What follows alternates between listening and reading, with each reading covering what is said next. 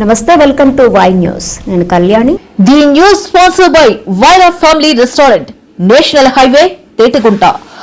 నోరూరించే వంటకాలు, అసలైన మసాలా దమ్ముతో అదిరిపోయే నాన్ వెజ్ రుచులు మీకోసం.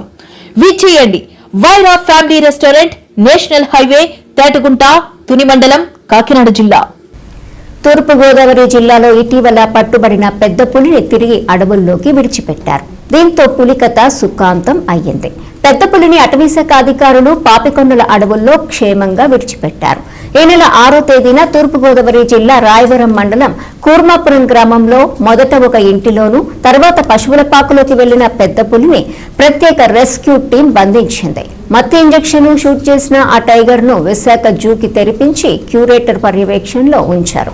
National tiger conservation authority NTCA నుంచి అనుమతులు తీసుకుని మహారాష్ట్ర పెద్ద పులిని ఏపీలోనే ఉంచాలని నిర్ణయించారు. విశాఖ జూలో పెద్ద పులికి ఆరోగ్య పరీక్షలు నిర్వహించి ఎలాంటి ఇబ్బందులు తలెత్తవని నిర్ధారణకు వచ్చిన తర్వాతే పాపికొండల టైగర్ జోన్ లో విడిచిపెట్టారు.